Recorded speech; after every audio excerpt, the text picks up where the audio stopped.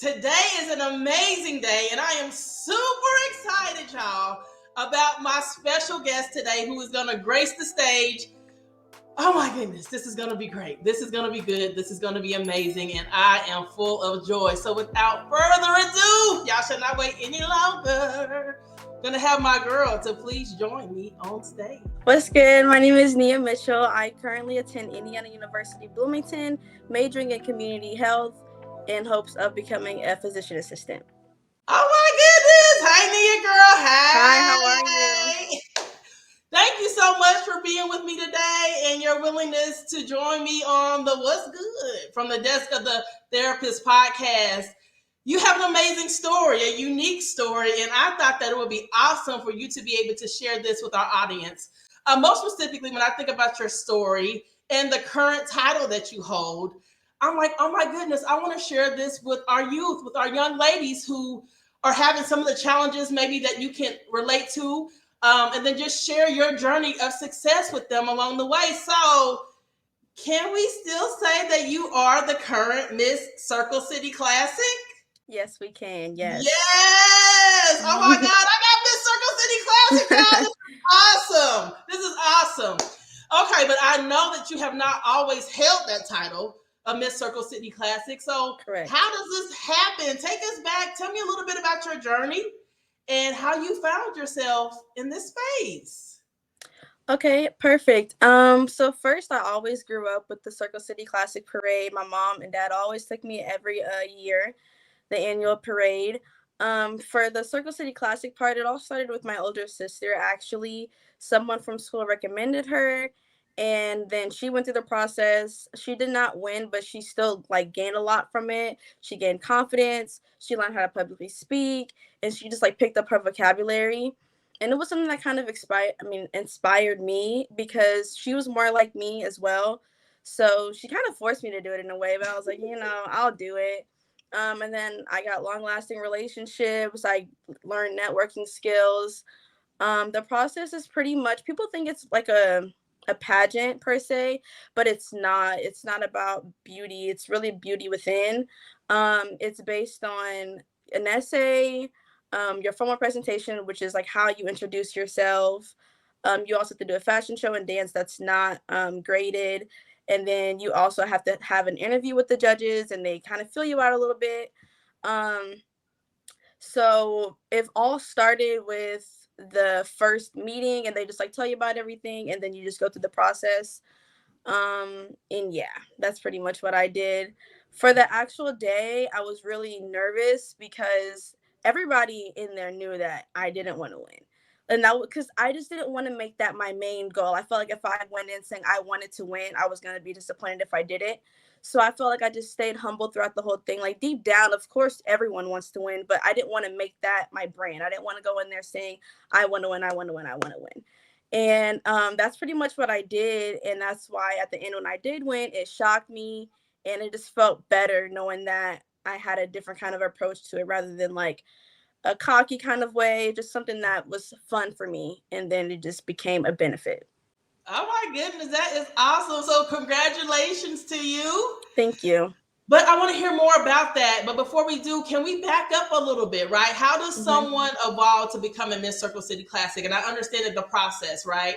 But tell me a little bit about your experience in elementary school, middle school, high school. What did that look like for you in terms of self-confidence, self-esteem, maybe even self-awareness?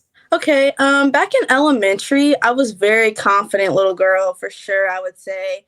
It wasn't until I got to middle school that kind of like dimmed down. I kind of grew up in a predominantly white elementary school, so I didn't have many girls that looked like me, but the ones that did look like me, we were really close, and I felt like we uplifted each other. But for middle school, it wasn't predominantly white. So I was exposed to a lot of different things. And of course, I got kind of involved with the wrong crowd because I was just looking at different things.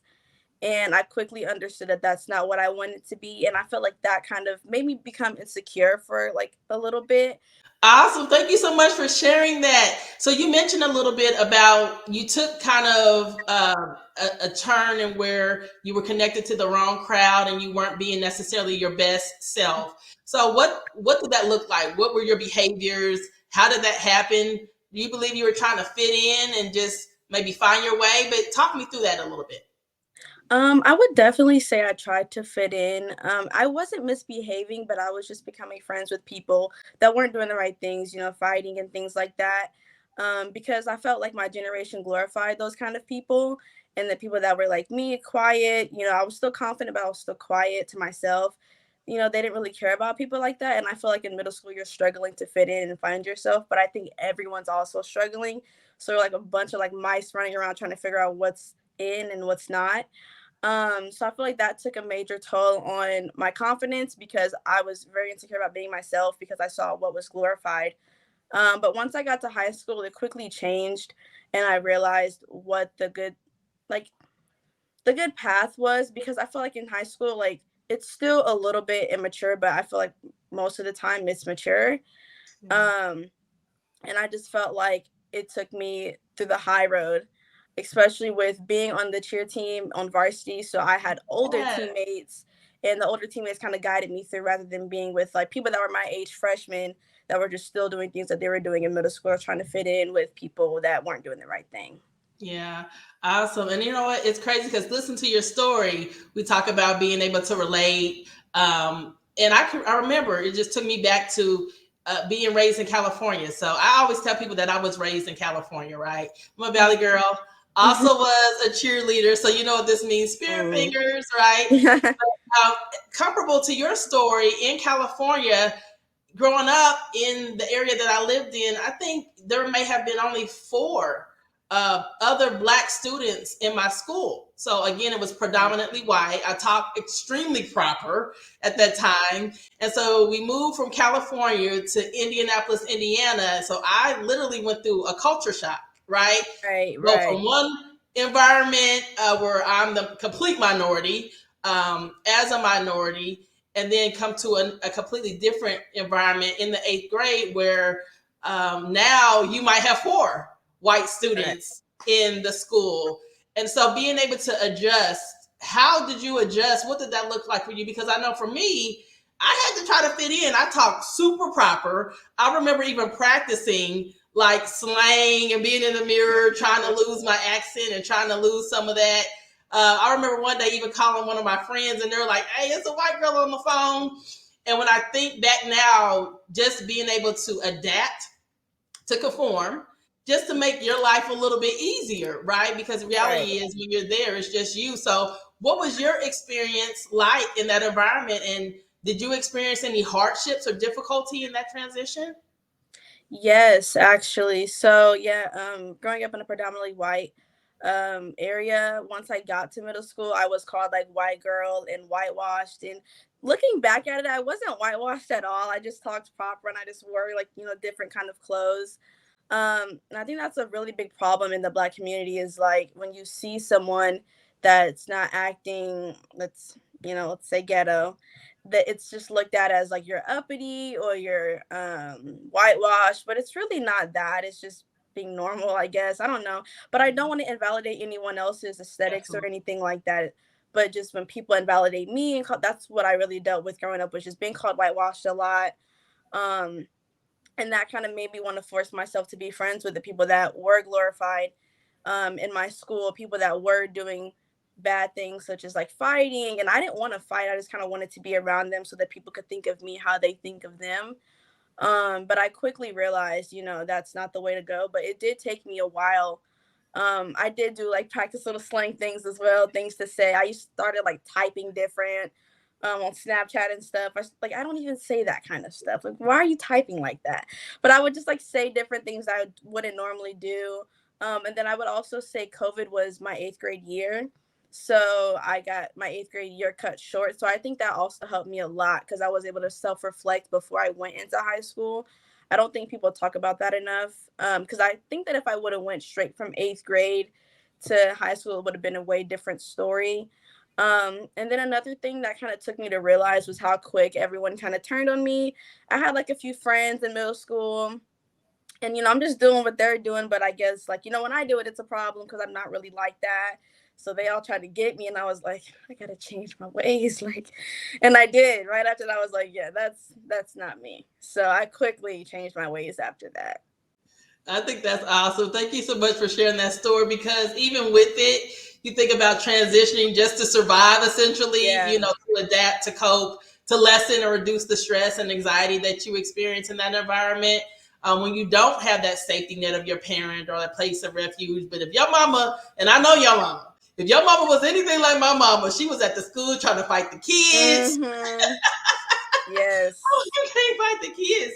But to think about like the impact that that even had on me, So now with me and my daughter, who is very, very sweetheart, she's not like her mama is today or her father. I'm like, girl, I wish you had some more of your mother and your father. Because to your point, I'm definitely not that young lady that I was before. Life Right. has a way of building your character, of evolving you and shaping you into the person that you are now. And when I think back to your point of trying to practice to adapt and fit in, and now I'm like, I wish I wish I still had some of that I had before, because then you have to unlearn, when you realize that you value something different, and you want more for your life than to be represented in one particular light and limiting yourself or shrinking yourself in a Right. way. You realize that there's so much more in me and so much more that I'm capable of. And it's okay to be different. It's Right. okay to be set apart. And it's okay to be set aside and to have your own lane. And more importantly, be authentically you. Mm-hmm. So I lead a huge initiative across the entire country professionally, and it's recognition of DEI initiatives, diversity, equity, and inclusivity. And so now, again, had I not had that experience, I think it would have taken away from my story and my passion Mm-hmm. behind it, because now I understand it a little bit better. But I'm just happy that we shared that experience, and I encourage you to embrace that. And I just want you Yeah. to know that I'm very proud of you and the young Thank lady that you you. have evolved to become, right? Thank you. So if we were here in this space and you had someone who was dealing with that, what we've described and we've experienced, and being in one environment and maybe now transitioning to another, what would you say to that young lady who's like, let me change a little bit to fit in, maybe not making the best decisions? What would you say to her or him? I would definitely say to walk in their own purpose. I feel like that's something that we don't look at often. We're often worried about what's just going to get us by, what's going to get us through. Yeah. But you got to think about what your why is, what your purpose is, what motivates you to get up every single day. And if putting on a persona is not what you want to do, which is mostly not the most comfortable situation, don't do it. You know what I mean? I think that's just something that we also learned in the coordination. I like took lifelong lessons from there. That was like our theme of the year of walking in our purpose and what are we here for, what motivates us every single day, what's the reason that we're doing this. And I feel like that was something that I had to sit back and think about, which is what I want other young ladies to sit back and think about. Even when it comes to school or majoring in something, you're like, is this actually what you want to do? I feel like a lot of people don't think about that, which is why a lot of people become unhappy for a really long amount of time. Yeah, you gotta be true to yourself. You Mm-hmm. got to be true to yourself. You have to be true to yourself.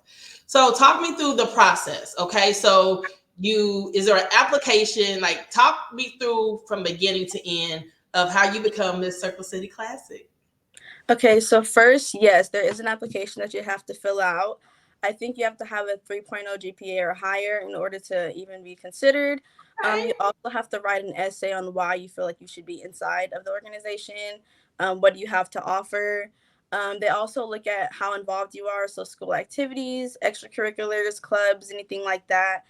Once they do, or if they do pick you, then you have a meeting that you go to and you attend, and they tell you all the events, all the dates, the costs of everything. It's pretty much free to do. Only thing that you have to pay for is just stuff for you, so your dress and your hair and things like that.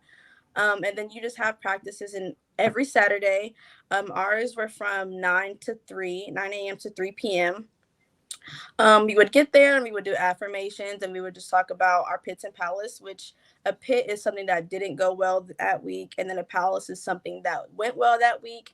I kind of took that outside too as well. I kind of stole that from them. I use that to this day. We did that, and then we would practice something called high school tribute. That is when you have an administrator from your school, and you guys come out, do like a little cute handshake or something like that, just to represent your school. If you're a cheerleader, I wear my uniform. If you're in a medical program, there you can wear scrubs or like any just kind of like high school shirt. Then after that, it's going to be the fashion show. It's when we get to work with Nikki Blaine, and she puts together pieces for us and she measures us, and it's really fun. And we just had that's like one of our fun segments that we do, as well as the dance. Last year, our choreographer was a pacemate, and we had like rigorous choreography. And I had just previously broke my ankle like 2 months before that. So I got out of the boot about a month, but that next month I was in a brace and I was jumping and turning, but it was really fun. There's something called a formal presentation, is where you introduce yourself, you talk about what you want to do in life, what school you attend, what college you will plan on attending in the fall. And then after that, they ask you the top 10 questions. So if you make top 10, they're going to put you in line, and then you get to pick a question from the fishbowl, and you hand it to them, and they read out the question, and you have like probably around 30 seconds to answer the question. It was only 10 girls in my class, so all of us had to answer a question. That was one of the most nerve-wracking things, because you didn't know what question you were going to get, and you had to be authentic, but the like answer had to be something that pertained to the question, you know what I mean? So that was like probably the most stressful thing through the whole thing, because that was just the one thing that you could prepare as much as you can, but like at the end of the day, you were going to be caught off guard. um and I got a pretty good question. They asked me like, what do I do to walk in my purpose? And I just talked about how I step out of my comfort zone a lot, and I step out of my comfort zone, and I put forth much effort towards my future representation.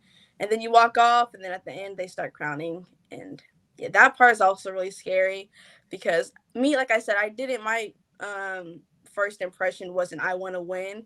So I was pretty much just standing there, and then they like named the top five, and I was like, oh, I'm in the top five. Like, okay, I mean, I guess. And then they started to do the top three, and then they said me, because they did it in a way where it wasn't gonna they weren't gonna take the top three and then like name them. They were just gonna just take the top three out of the top five, if that makes sense. So that was very nerve-wracking, but I didn't think it was gonna be me, so I was like, man, I got this, like it's fine. But then it was, so I was like, whew, okay, very What good. did that moment feel like? Oh my God. I don't know. Me and my mom go back and watch the video like every weekend, because it just throws me off in a way, because like I said, when you don't go under the impression of like you're gonna win, it's gonna just catch you off guard like that. And I'm kind of glad I did that. It kind of just felt like all my hard work also paid off. I kind of felt like that environment was something that I loved, but it was very uncomfortable for me in the beginning, because you have to be outspoken, and it was just like the fashion show was so stiff in the beginning. Like, I don't do fashion, like you know what I mean? I was really just studied and like to hang out with my friends. So that was something that I had to pour into myself a lot through that whole experience. It was something like looking inside yourself. It wasn't much of like we're just practicing for a performance every single weekend. It was more of like, how are you feeling this week? What's something that you feel like you could work better on? And then we just write essays to ourselves, we write letters to each other, really uplift each other. It's really like a Black girl empowerment thing, and I'm really glad we got to pour into that, because, as I stated earlier, I did grow up in a predominantly white area, so it was like the little bit that we had, we just stuck together. So that was something that I was really proud of being a part of. Well, I am proud of you myself, seeing you Thank grow you. up from a little girl to this beautiful young lady with Thank all you. these accolades and achievements. Oh, girl, I'm so proud of you. But I have to ask, were there any regrets like along this process? Hmm. I wouldn't say so. I think I probably should have went in a little bit more confident. but I think it still helped me at the end because people could still see what I had inside of me. I didn't feel like I had to display all of me. I kind of felt like they could kind of read me in a way. Um, I think that yeah, I think I did pretty well. If I could adjust anything, I would say I wish I was a little bit more outspoken, just so that people in the beginning, I felt like me and the girls were still really close, but I kind of felt like they got the energy that I was standoffish, but I was really just nervous. I've been around like a lot of black girls in my life, but like that where it's like everybody's just uplifting each other. It was just like kind of threatening to me because it's like I don't know how they're gonna handle my energy. I don't know how I'm gonna handle theirs. It was something different for me. But I will say, once I did win and I came back, that was like one of the best things because I kind of just got to see it from everyone else's point of view. So once you win, you come back and you like train the girls until you move into college. So that's what I did. And I got to network with a lot of the young ladies. And I was so glad that I got to give them the advice that I had because I seen a lot of girls that were like me, that were quiet. And like, not many people paid attention to them because this year it's 27 girls. So, it was hard for them to all click as one. And I just saw a lot of girls that were like me, and I feel like I got close with them in a lot of ways because I saw them in me. I mean, I saw me in them. So I think that's one of the best things that I got, even though that wasn't the main question, but that's probably one of the key takeaways from winning, I would say. Yes. No, I love it. I was going to ask you that anyway. So, what does Miss Circle City Classic? What does that role and responsibility entail? Okay, so once I won, the next weekend we did the parade, where you go in the cars and wave and stuff like that. But earlier that week, what I did was I spoke at a church at New Beginnings Baptist Church.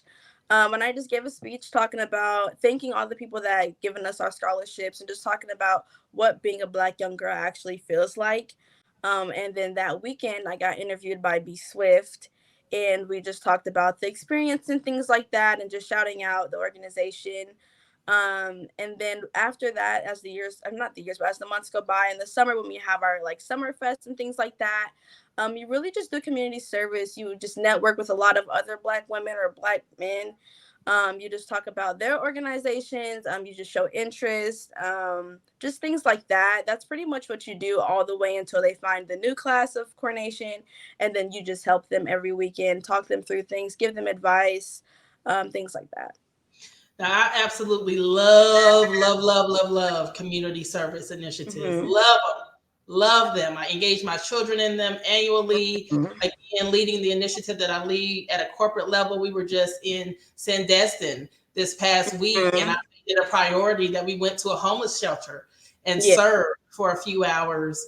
So being influential in that area. So keep that up, girl. I love it. You got to give back community. Mm-hmm. But what is your greatest takeaway from this experience that you believe has been the most impressionable and something that you will take away for a lifetime?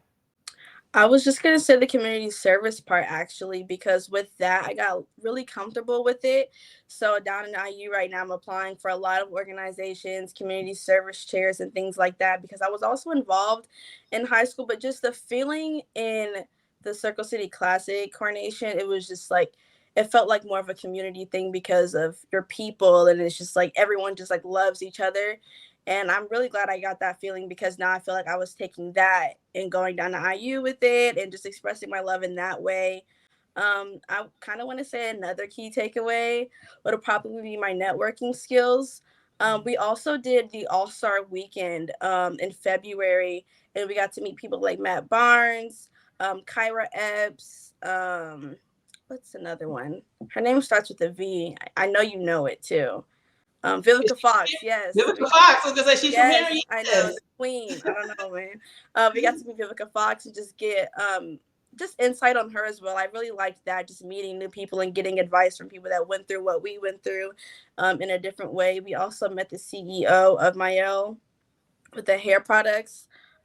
This right here, actually, her, the girl that made Okay. this. Yeah, Yes. got us a lot of new products and things like that, and just taught us Yes. like how it is, being a young Black girl and like dealing with our hair and things like that. So I was really happy about things like that we have to do. Awesome. Now we're coming up on time where you are going to relinquish your crown and pass it on to the next. So I know that you've taken a break from school to come back in town. for this process. So what are you doing now, and what does that look like in terms of passing the crown? So tomorrow I'll meet the girls at the venue, talk to them, eat lunch with them, just give them pep talks, advice, and just tell them, because I think the main thing when it comes to the coronation is like we feel like we have to put on a show and be entertaining, but I think we don't really look at us being ourselves, and that's what attracts us. And I would say that I felt the most myself on that stage. I just like let loose, and I was just, girl, I was dancing, I was Get stretching, your Beyonce on. Even the formal presentation, I still wanted it to be professional, but I still wanted to add a hint of myself. So that's what I would pretty much tell the girls tomorrow. I've been telling them throughout this whole thing, but tomorrow's going to feel more real for them. And then once the time comes, I will crown the next girl. I'll still be able to wear my crown, but I have a crown for them. And then I just, crown them. They get to take their walk, and I'll just meet families and things like that and just speak with everyone. And I feel like it's going to be a bittersweet moment because I'm happy that I got to, serve my whole year as Miss Circle City Classic, Miss Circle City Classic 2023. And I'm just happy for the next girl. Oh, sending lots of love, girl. Sending lots of love your way. Yes. Yes. All right. So now the time has come. Will you give us your affirmations, please? Mm-hmm. Actually, we had 5 in the Circle City Classic. So the first one was I am beautiful, I'm smart, I am successful, I am Black Girl Magic, and I am what Black excellence looks like. That was our 5 things. And we had to say that every single morning. We also had like a little passage that we wrote about us being the Miss Circle City Classic Queens. So that's one thing that I also took with me, because down in college, it's really easy to feel lonely. I feel like down there, you're away from your parents. You're with a bunch of people that you've never met before. So those affirmations have also helped me in the morning or before exams or, things like that. Awesome. Well, take a moment. You kind of encourage and inspire, but take a moment to look into the camera and then just affirm that young lady who's watching this podcast, who's saying, I think I can do that. Give her some positive vibes and some positive energy for a minute. Whatever you want to do, you can do it. I promise. I don't know if you're religious, but in the name of Jesus, you can do it. I would also say push yourself. That's one thing that I felt like I hid myself from for so long. Push yourself. If you think you can do it, if you have a little bit of ounce of maybe I want to, just try it. Do it and put all of your effort into it, because I promise you're not going to regret it. If you feel like you don't want to do it, or if you feel like you didn't gain anything from it in the long run, you did, because you got the experience. I would also say that to the girls that don't win, you gain the experience. That's the main thing. I felt like a lot of girls that didn't win kind of not went further, but they just got the life lessons and they were able to apply it for everything. So I would say to definitely do that. Absolutely. Oh, that's so good. And last but certainly not least, where can people find you? What are your social media handles? Yes, Instagram, you can find me _Nia Mitchell, NIAMITCHELL. Yes. Well, I want to tell you, girl, Black Girl Magic, as you said, I'm super proud of you. I love you. I got my #1 fan shirt here holding my sign up, cheering for you. So continue to be great. We're sending you nothing but positive vibes, positive energy, and love to you all the way in school, doing big things, representing very well. So keep up the great work. Thank you so much. Thank you for having me. Oh my God, everyone, wasn't that absolutely amazingly fantastic? My girl Nia from the Circle City Classic stopped by to just bless the stage, and I'm honored and privileged, so much so. So I hope you all were inspired and encouraged and motivated to be able to just step out on faith. Understand that you are perfectly imperfect, and that is okay. You don't have to try to limit yourself. Don't shrink yourself. Don't try to fit into a box. Be you. And be great. You are more than enough. Always remember to next time, have an amazing day intentionally, and let's get it, hey, and let's grow, hey, and let's get it, hey, and let's grow. I love you. Have an amazing day. Bye.